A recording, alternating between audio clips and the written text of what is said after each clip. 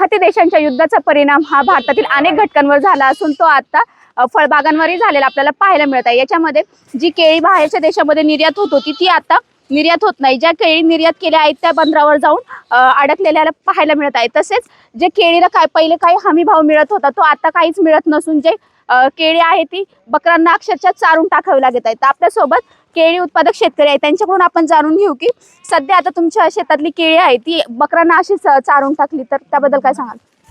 आता काय आमच्या हातात दुसरा काही पर्यायच उरलेला नाही।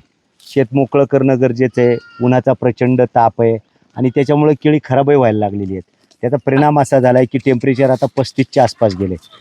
केळीची वरची पानं करपायला लागलीत आणि त्याच्यामुळं घडावरती डायरेक्ट सनस्ट्रोक ज्याला आपण म्हणतो की उन्हाची तीव्र जी ऊन आहे ते त्या लंगरावरती डायरेक्टली जातं आणि त्याचा परिणाम असा होतो की तो देठातून काही घड पडतात जे मार्केट योग्य आहेत किंवा जे हार्वेस्टिंग होऊन जायला पाहिजेत ते घड हार्वेस्ट होत नाहीत। परिणामी ते काही पडतात, काही पिकतात आणि मग अशा वेळेला ते तसे वाया जाण्यापेक्षा, माती ओलवण्यापेक्षा आम्ही आमच्याकडे जे मेंढपाळ आहेत त्यांना बिचाऱ्यांना सांगतो की ते बाहेर काढा आणि तुम्ही आता ते मेंढ्यांना खाऊ घाला। नाही कोणाला तर बिचारे त्या मुख्य प्राण्याला तरी ते मिळतील, त्याचा तरी आम्हाला दुवा मिळेल ही अपेक्षा ठेवून आम्ही काम करतोय।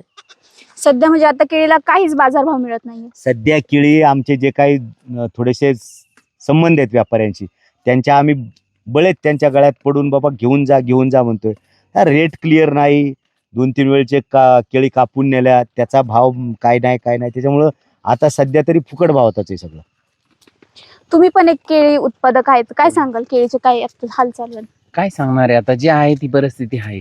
ते म्हणतात ना शेतकरी जगाचा पोसिंदा, अहो खरंच म्हणावं लागेल। ते शेतकऱ्याकडूनच सगळ्यांना पोसलं जातं आणि शेतकऱ्यालाच कोणी पोसत नाही अशी परिस्थिती झाली आता सध्या। शेतकऱ्यांनी काही खत औषधं घ्यायला गेलं का त्याचं बिल त्याला करणं, पण शेतकऱ्याचा माल विक्रीला आला का त्याला बिल कोण देतच नाही। जो नेतोय तो म्हणतो मी अडचणीत आहे, पुढं मी कुठून पेमेंट देऊ, बाजारभाव नाही, हे सगळ्याच अडचणीत शेतकरी सापडलाय। त्याच्यामुळे काय करायचं काय आता, तर असं वाटतंय आम्हाला स्वतःपुरतंच पिकवून स्वतःपुरतंच खाऊन जीवन जगावं।